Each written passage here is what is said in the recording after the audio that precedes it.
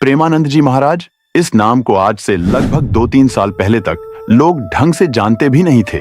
लेकिन अचानक से ही ऐसा क्या हुआ कि इनके दरबार में बड़े से बड़े क्रिकेटर से लेकर एक्टर तक और सिंगर से लेकर बिजनेसमैन तक सभी नजर आने लगे। तो आखिर ऐसा भी क्या हो गया जिसने वृंदावन के इन बाबा जी को बना विश्व प्रसिद्ध।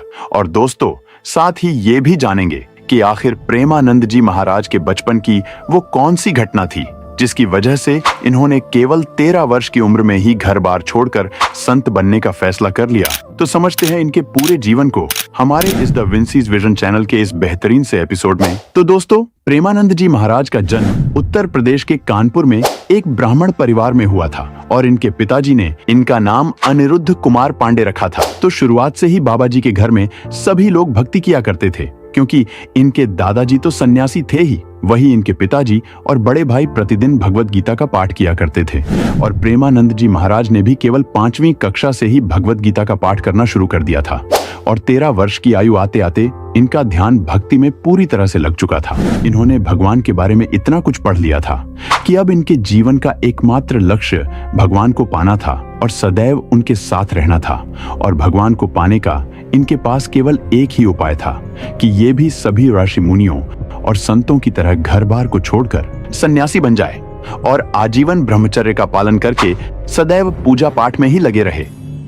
तो बस फिर क्या था, इन्होंने महज 13 वर्ष की उम्र में ही रातों रात घर को छोड़ दिया और सन्यासी बनने की राह पर निकल पड़े। जिसके बाद ये अपने घर कानपुर को छोड़कर वाराणसी में आकर रहने लगे और यहीं से इन्होंने अपने सन्यासी जीवन की शुरुआत की। तो वाराणसी पहुंचने के बाद इन्होंने गंगा जी के तुलसी घाट पर ही रहना शुरू कर दिया।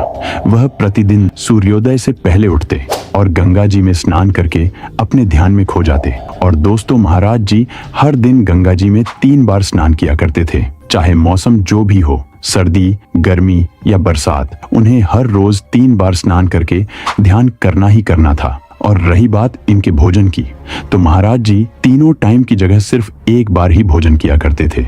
और वो भी ऐसे नहीं कि भोजन खाने गए और भोजन मिल गया, नहीं, वह भिक्षा के स्थान पर केवल 10 से 15 मिनट तक चुपचाप बैठ जाते थे। इन 15 मिनट के अंदर यदि कोई भोजन दे जाता तो वह भोजन खा लेते, नहीं तो वह बिना कुछ खाए केवल गंगा जी का जल पीकर ही सो जाते थे। और इसी वजह से बाबा जी कई दिनों तक भूखे पेट ही सोया करते थे। लेकिन खाना मिले न मिले, पर बाबा जी हर रोज भगवान शिव का ध्यान जरूर किया करते थे।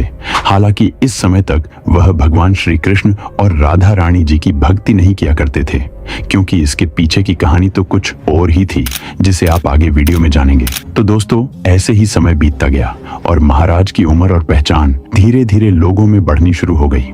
उन्हें आसपास के कुछ लोगों ने जानना और मानना शुरू कर दिया।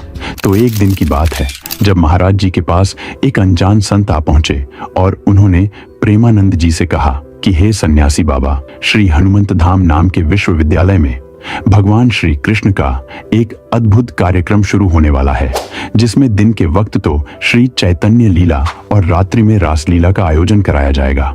और हम सब चाहते हैं कि आप हमारे यहाँ अतिथि बनकर इस अद्भुत दृश्य को देखने जरूर आए। जिसके पश्चात शुरुआत में तो महाराज जी ने आने से मना ही करते रहे, लेकिन बार बार उन संत के आग्रह करने पर महाराज जी आने के लिए हामी भर दी और आमंत्रण स्वीकार कर लिया।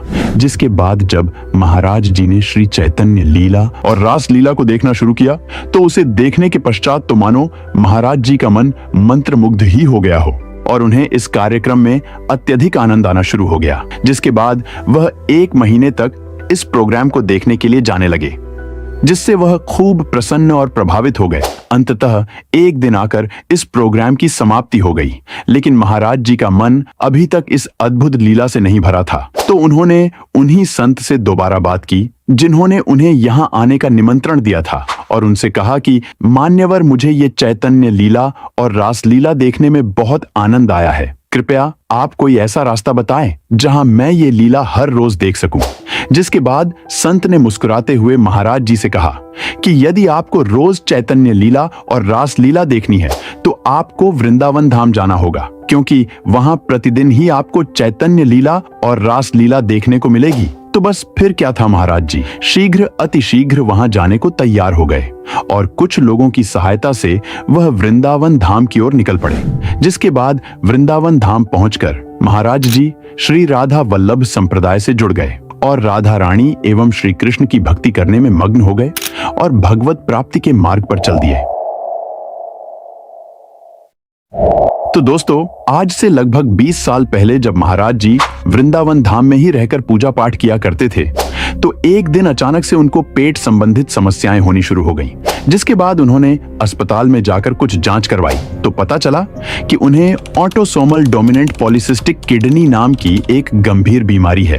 यह बीमारी जेनेटिकली होती है और तकरीबन 30 से 50 साल की उम्र में उभर जाती है और इस बीमारी में किडनी का साइज बड़ा होने लगता है क्योंकि इसमें किडनी के अंदर पानी और गांठें बनने लग जाती है और ये गांठें धीरे धीरे करके आकार में बड़ी होने लगती है, जिसकी वजह से धीरे धीरे करके किडनी का साइज भी बढ़ना शुरू हो जाता है और किडनी अपना काम करना बंद कर देती है, जिसके बाद किडनी फेलियर जैसी समस्या हो जाती है जो कि जानलेवा होती है। तो इस बीमारी के बारे में पता लगने पर डॉक्टर ने महाराज जी से कहा कि आपको ऐसे करके ये बीमारी हो चुकी है और यदि हम आपका पूरी तरह से इलाज भी करें तो आप हद से हद 5 वर्ष तक ही जी पाओगे। ये इतनी बड़ी बात अगर कोई सामान्य इंसान सुनता तो शायद बर्दाश्त भी नहीं कर पाता, पर प्रेमानंद जी महाराज की तो बात ही निराली थी।